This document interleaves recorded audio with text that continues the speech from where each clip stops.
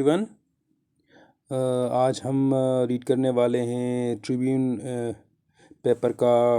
एक ज़बरदस्त किस्म का एक कॉलम है फ़र्रुख साहब का, द हिंदुत्व और राइख के नाम से। आपको पता है ये हिंदुत्व और राइख के बारे में आपको पता होगा। हिंदुत्व जो कहते हैं ये इंडियन सुपरमेसी जो फ़िलोसफी है उसकी तरफ रेफ़र करता है, और राइख जो है ना वो रेफ़र करता है थर्ड राइख की तरफ, जो हिटलर अपने जो हुकूमत को कहता था कि ये थर्ड राइख है। यानी कि एक राइख की नहीं, फर्स्ट जो किंगशिप थी वो थी रोमन्स और ग्रीक्स की, फिर दूसरी थी जो वर्ल्ड वॉर वन के एंड तक जो जर्मन बादशाह थी वो थी, और फिर तीसरी हिटलर के दौर में जो हुकूमत बनी थी उसको वो थर्ड राइख कहता था। यानी कि वो उसी रोमन जो एक सुल्तनत थी उसी की जो है ना वो कह रहा था कि ये कंटिन्यूएशन है। तो ये उस तरफ रेफ़र कर रहा है कि जो हिंदुत्व का जो असर है वो यानी कि नाज़ी जो असर है उसी तरह एक लेकर आ रहा है। तो आइए इसको रीड करते हैं। तो unchecked renegade ideologies can prove expensive. Unchecked कहते हैं जी जिसको कोई रोका ना जाए, रेनेगेड कहते हैं जी बागी, आइडियोलॉजी कहते हैं जी सोच को, वो बहुत ही महंगा साबित हो सकता है। Usually called into existence by a political expediency to meet some short term goals. यानी कि जो आपके अपॉर्चुनिस्ट कोई पॉलिटिकल कोई शॉर्ट टर्म फ़ायदे के लिए जो है ना वो इसको लेकर आते हैं लोग, या कोई एक ग्रुप ऑफ पीपल लेकर आती है। These ideologies are soon abandon, यानी कि जिस स्पीड से लेकर आते हैं उसी स्पीड से इसको छोड़ भी दिया जाता है, अबंडन भी किया जाता है। बट अनलाइक कंप्यूटर सब रूटीन्स, कंप्यूटर के छोटे छोटे प्रोग्राम जो होते हैं या कोई फाइल्स वगैरह होती हैं उसी के opposite they never truly go away, यानी कि वो ख़त्म नहीं होते, वो रहते हैं लोगों के दिमाग में। They keep growing in the background, यानी कि इंसान की सोच में चलते रहते हैं। म्यूटेटिंग कहते हैं जी चेंज होते रहते हैं, अपनी फॉर्म चेंज करते रहते हैं। मल्टीप्लाइंग यानी कि वो बढ़ते लोगों की सोच के साथ बहुत ज़्यादा लोगों में फैलता भी रहता है। Until we meet them again with their full devastating impact, यानी कि उसका जो फुल तबाहकुन जो असर होता है वो हम देखते हैं जब ये पूरी तरह मैच्योर होके अपना जो रियल फेस है वो दिखाता है। And by then it is too late, तब तक बहुत देर हो चुकी होती है। Take the example of al Qaeda, who does not know how it came into being, यानी कि सबको पता है कि कैसे अलकायदा वजूद में आया। The desire to defeat the USSR in Afghanistan witnessed huge investments in a fanatical कहते हैं जी जो फेनेटिक्स कहते हैं जो पागलपन की हद तक किसी एक चीज़ को फॉलो करते हैं, अकल का इस्तेमाल नहीं करते, उन्हें कहते हैं फेनेटिक कहते हैं। जीनोफोबिक कहते हैं जी जो बाहर के लोगों से जिनको डर लगता हो, यानी कि वो उनसे अपना को सुपीरियर समझते हों, या उनको जो बाहर के लोग हैं उनको यानी कि शक की निगाह से देखते हो, उन्हें कहते हैं जीनोफोबिक। एंड ऑफन परवर्टेड कहते हैं जी करप्ट, जो मोरली करप्ट होते हैं उसे कहते हैं परवर्टेड। इकोसिस्टम ऑफ रिलीजियस मिलिटेंटिज्म, यानी कि जो माहौल बन जाता है वो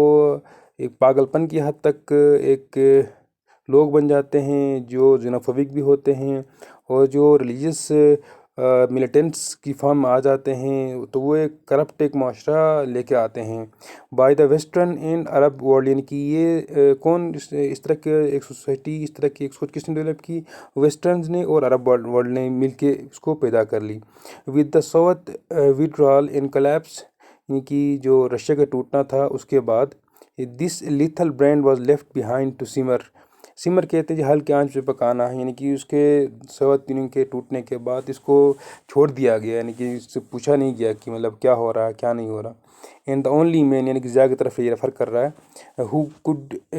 do anything about dismantling the infrastructure was killed in a plane crash with a long list of insiders. यानी कि चूँकि ये जो अलकायदा और तालिबान का जो सेटअप था पूरा ज़ियादों ने बना था, तो उसको सारा पता था कौन मेन बंदे हैं, कौन जो है ना वो इनको लेके जा सकते हैं। तो पूरा जो ज़िया और उसके साथ जो लोग थे सारे के सारे जो प्लेन क्रैश में सारे जो अहम बंदे थे वो मारे गए थे, जिसमें यूएस का एम्बेसडर भी था और उनके ख़ास ख़ास लोग भी थे। No one else either had an insight और moral courage to confront it, यानी कि किसी किसी के अंदर ये न किसी ने इसको फ्यूचर देखा कि यार फ्यूचर में इससे हमें क्या खतरा हो सकता है, न किसी के अंदर ये अखलाकी जुर्रत थी कि इसको कन्फ्रंट कर सकें, यानी कि अलकायदा और तालिबान को कन्फ्रंट कर सकें। It kept simmering and inventing excuses to hate more people, यानी कि ये पकता रहा, ये जो सोच थी लोगों के जहनों में जो है ना वो भरता रहा, और लोगों से नफ़रत करने का, यानी कि जिस तरह वो मारे से नफ़रत करने का इनके अंदर एक मादा था वो बनता रहा। फाइनली आखिरकार 9/11 believe the lid of this lethal mixing, कि जिस तरह वो प्रेशर कुकर फटता है इसी तरह 9/11 के टाइम पे क्या हुआ जी, 9/11 का जो वाक़या था वो इस सोच का एक कह सकते हैं कि एक नतीजा था। But who was the worst victim of this deadly phenomenon कहते हैं जी सोच, या आइडियोलॉजी को कहते हैं जी, या कह सकते हैं कि इस एक ख़ास फ़िक्र की तरफ इशारा कर रहे हैं जी। इसका कौन ज़्यादा इससे मुतासिर हुआ? फेलो मुस्लिम्स, यानी कि मुसलमान सबसे ज़्यादा इससे मुतासिर हुए। Nazi Germany is another example of A renegade ideology gone wild, यानी कि एक तो नाज़ी जर्मनी रेनेगेड आइडियोलॉजी था, और वो भी क्या हो गया, गॉन वाइल्ड, यानी कि वो बहुत ही ज़्यादा जो है ना वो हो गया था, यानी कि बढ़ गया था। यानी कि इसका जो आइडियोलॉजी था अनचेक्ड था, लोग को किसी ने उनको रोका नहीं, तो वो जिस तरह वो फलते फूलते हैं जंगल में, इस तरह ये भी जो है ना वो आइडियोलॉजी भी जो है ना बढ़ता गया। इन द अर्ली ईयर्स, शुरू के सालों में, Hitler was viewed as the right idea to defeat the USSR, यानी कि शुरू में हिटलर को देखा गया कि ये यूएसएसआर को शिकस्त दे सकता है। A host of European and American businessman bankrolled his steady rise, यानी कि यूरोपियन और अमेरिकन बिजनेसमैन ने क्या किया, इसको फंड करना स्टार्ट कर दिया शुरू शुरू में। The then German establishment also chipped in, उस वक्त की जो जर्मन इस्टेब्लिशमेंट थी उसने भी क्या किया, इसकी हिटलर की हेल्प की। चिप्ड इन यानी कि उन्होंने भी अपनी तरफ से पूरी जितना हो सकता था उन्होंने इसमें माली और दूसरी जो चीज़ें रिसोर्सेज थी उन्होंने दे दी। बट देन व्हाट हैपन, फिर क्या हुआ जी? Who was the greatest victim,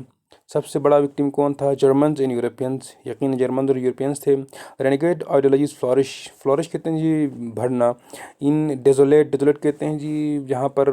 लोग आबाद ना हो, यानी कि अगर आबाद हैं भी तो जो है ना ख़राब हाल में हो, ब्रोकन, टूटे हुई। पोलराइज कहते हैं जी जो बहुत ही ज़्यादा पोलराइज हो, जिस तरह आप कह सकते हैं कि एक तरफ एक अच्छी सोसाइटी है तो उसके अंदर दूसरे जो है ना वो बाग़ ख़यालात के लोग होंगे। एनार्शिक कहते हैं जी जो किसी के काबू में ना हो, बाकी किस्म के जो सोच के लोग हों। Places going through identity crisis, यानी कि ऐसे लोग जहाँ पर यानी कि सोसाइटी तबाहाल हो और वहाँ के लोग अपनी पहचान बनाने के लिए बेचैन हो, तो वहाँ पर ऐसे जो है ना वो आइडियोलॉजीज़ फलती फूलती हैं। The post world war 1 Germany was one, यानी कि वर्ल्ड वॉर 1 के बाद जो जर्मनी की सूरत हाल थी तकरीबन इसी तरह ही थी, यानी कि वो ब्रोकन भी थी, डेसोलूट भी थी और पोलराइज भी थी। तो ऐसे में ये बनता था कि नाज़ी जर्मनी जो सोच लेकर आया था ये हिटलर नाजिज़म का, वहाँ पर फलती फूलती। The post cold war Muslim world was another, यानी कि पोस्ट जो कोल्ड वार जो मुस्लिम दुनिया थी वो भी इस तरह की कह सकते हैं कि वो मिसाल है।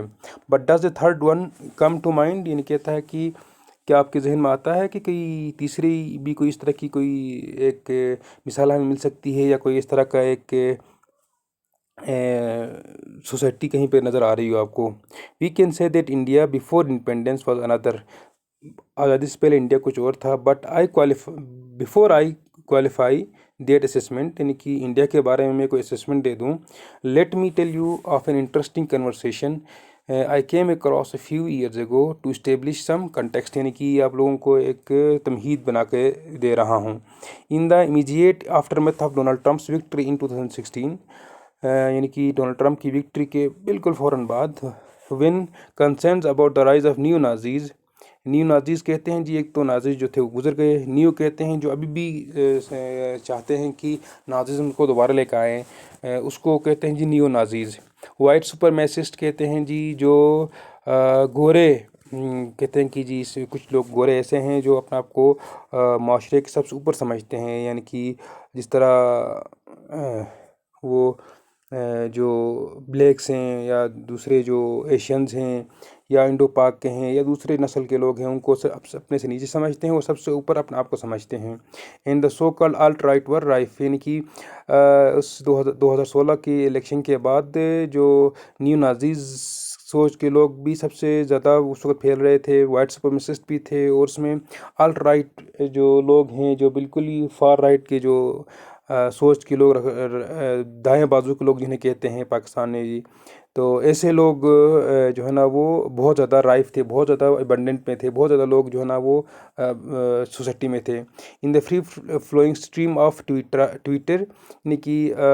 ट्विटर के ऊपर western friend shared the screenshot of social media conversation between a new Nazi account and an Indian Hindutva fanatic, यानी कि एक न्यू नाजी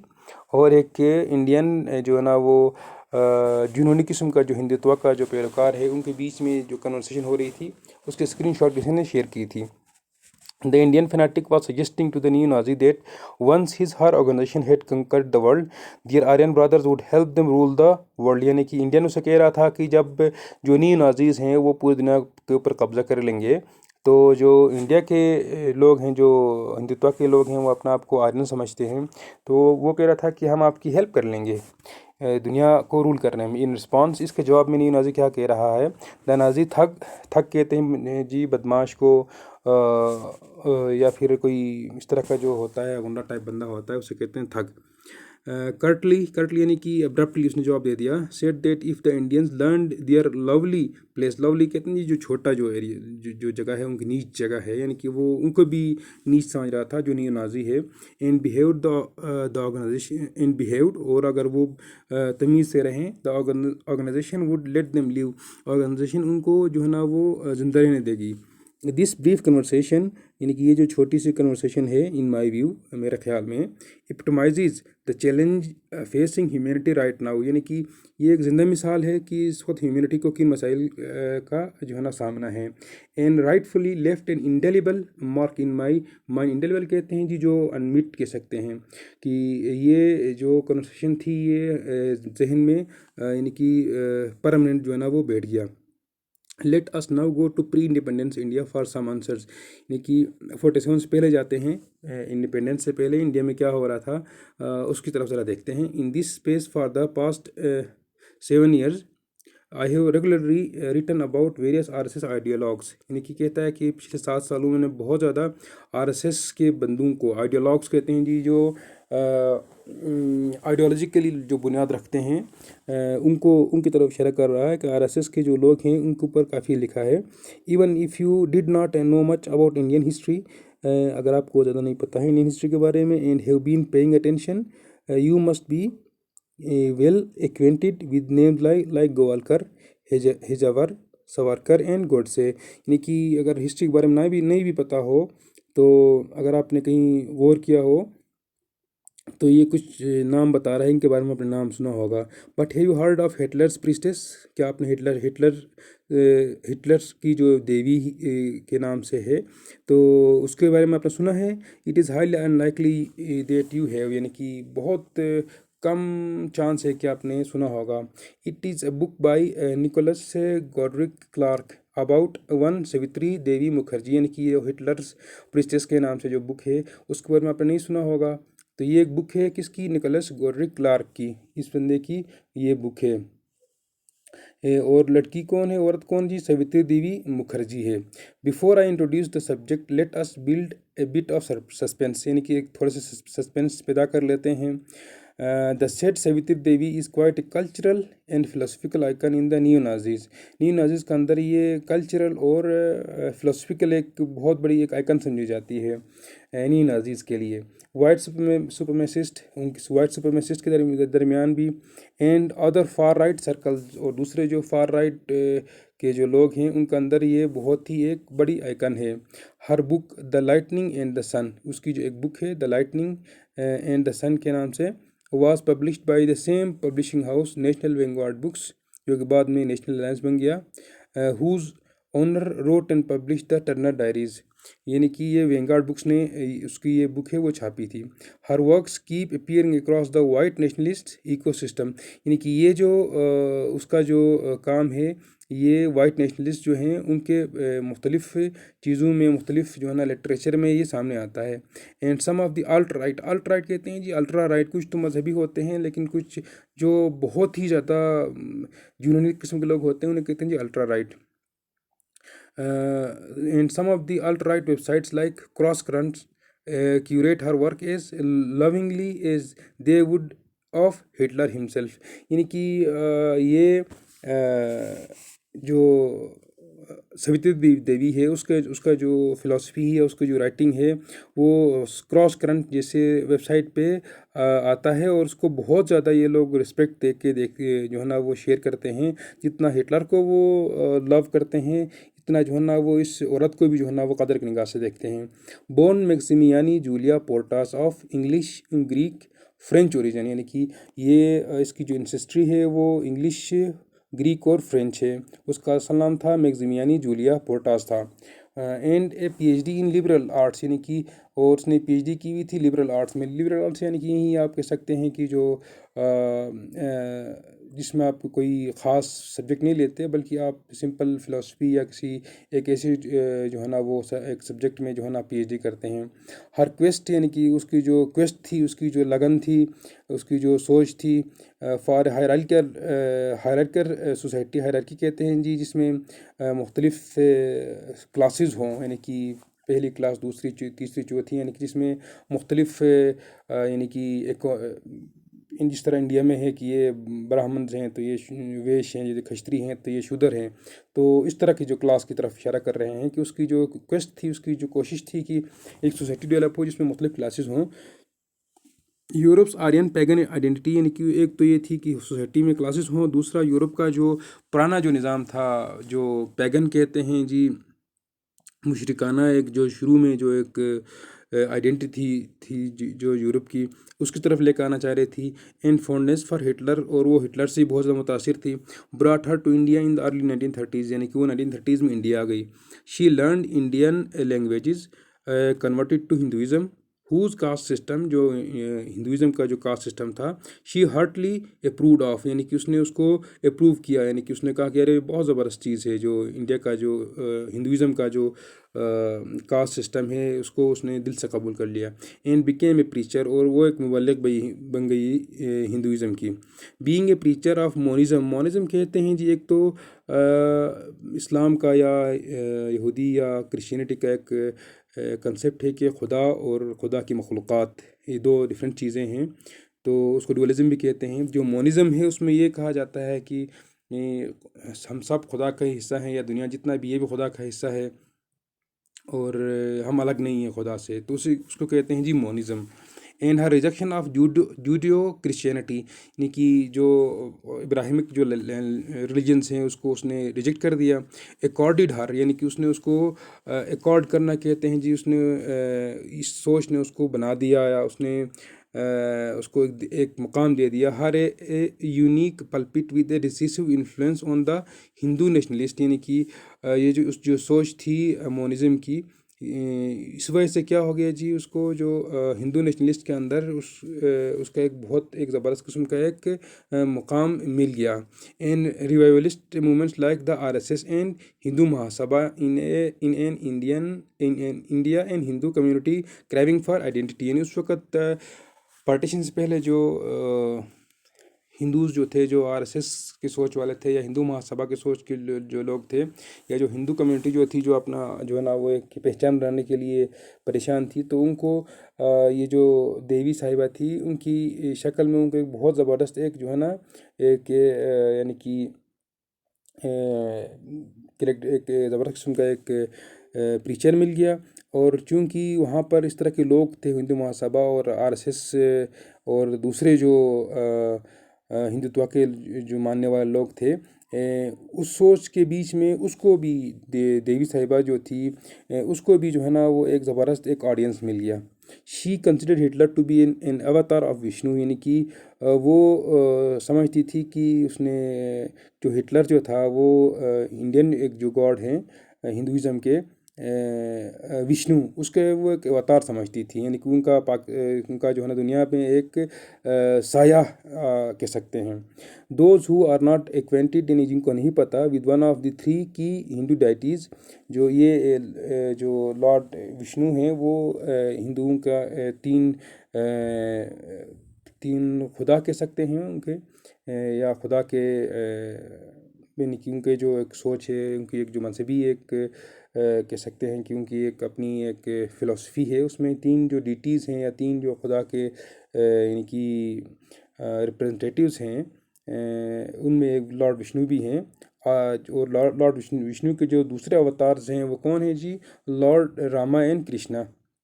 यानी जिस तरह लॉर्ड रामा और कृष्णा लॉर्ड विष्णु के अवतार हैं, बिल्कुल उसी तरह वो हिटलर को भी एक अवतार समझती थी। Hitler was sent by the Providence, यानी कि ये खुदा की तरफ से रहमत थी कि हिटलर को भेजा गया था। Whose eventual sacrifice would bring an end to the Kali Yuga, यानी कि जो हिटलर जो था खुदा की तरफ से एक नेमत थी इंसानियत के लिए, और उसकी जो कुर्बानी से जो ब्लैक या कह सकते हैं कि आप जो डार्क जो एज है, एक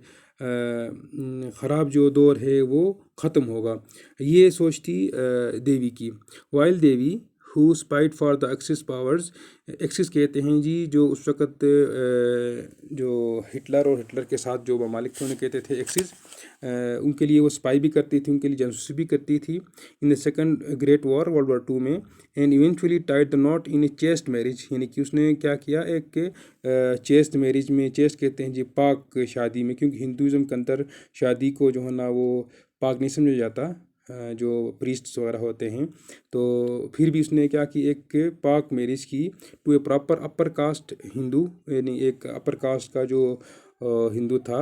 उससे शादी की। एंड एन इंडियन नाजी, और वो कौन था, एक इंडियन नाजी भी था, असित कृष्णा मुखर्जी, इस बंदे का नाम था Asit Krishna Mukherjee. To avoid deportation is rightly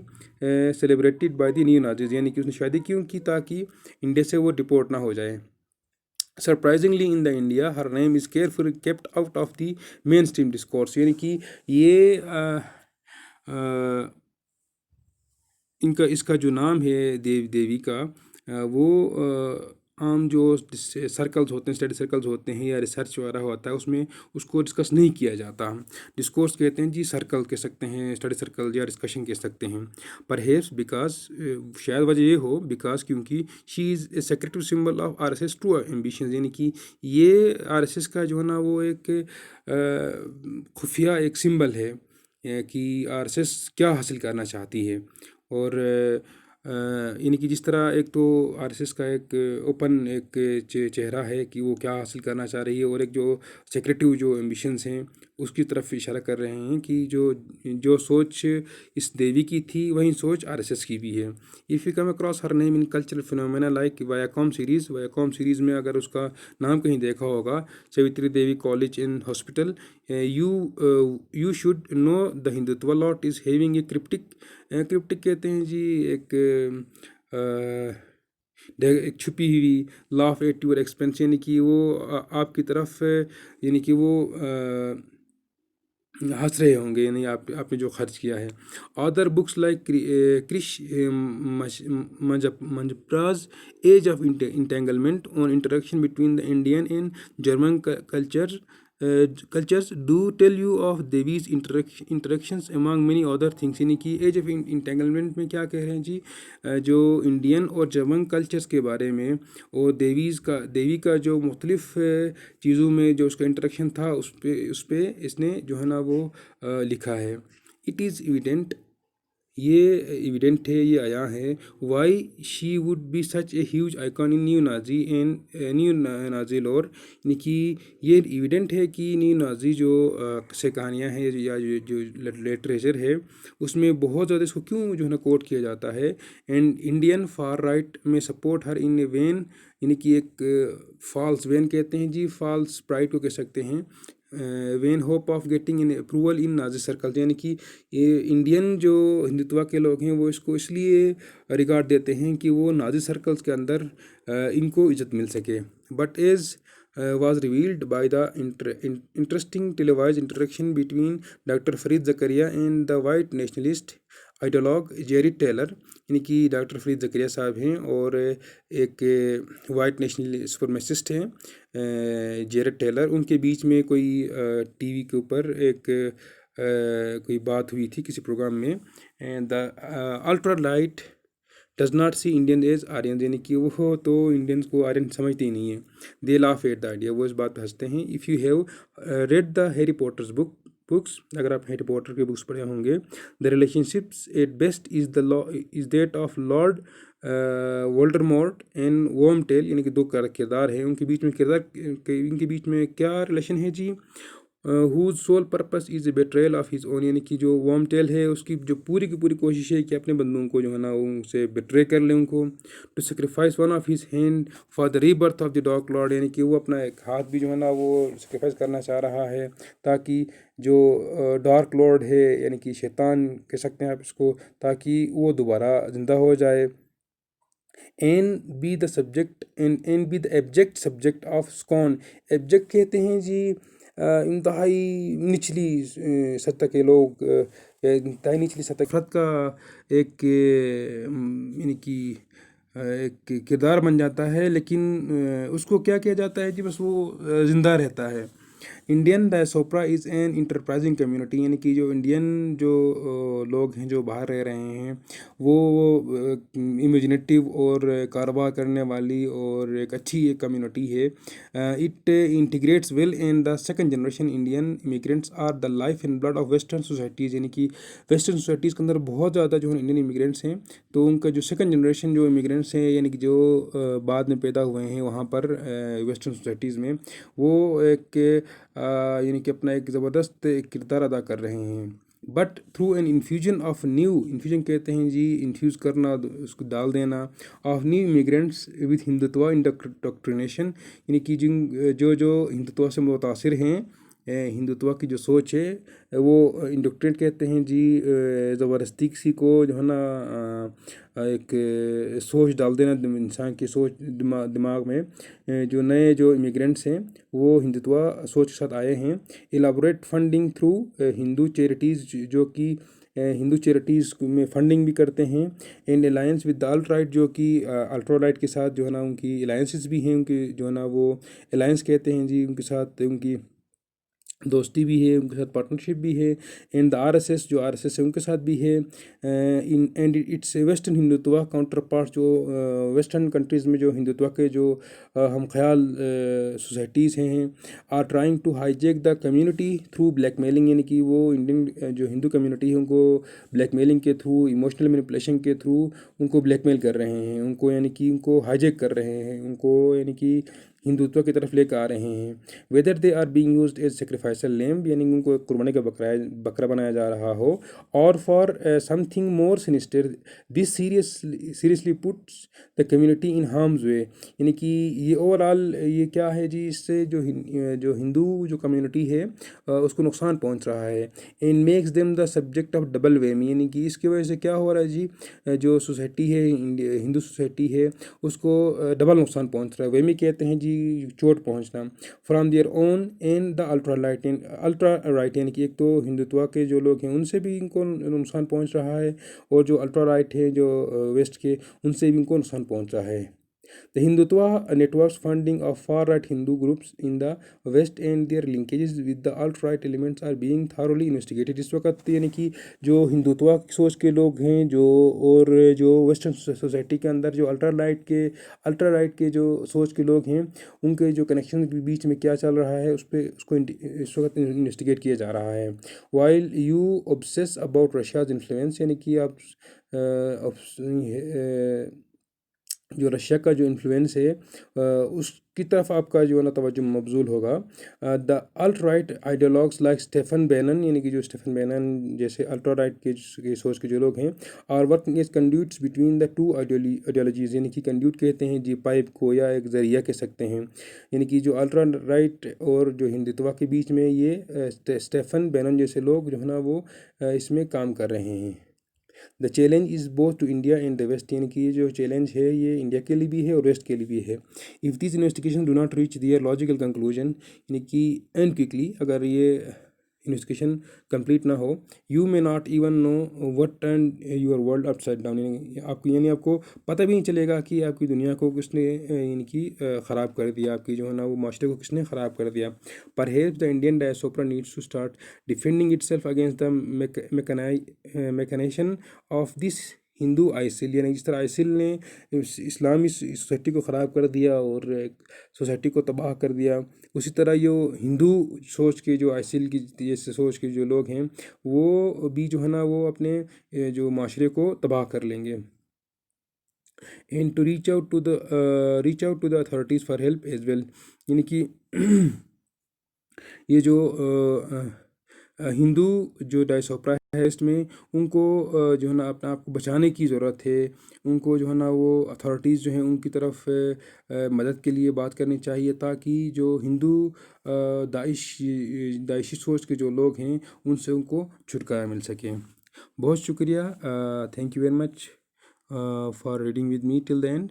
इंशाल्लाह next time we will come up with one more article from Dawn or Tribune, inshallah. Thank you very much.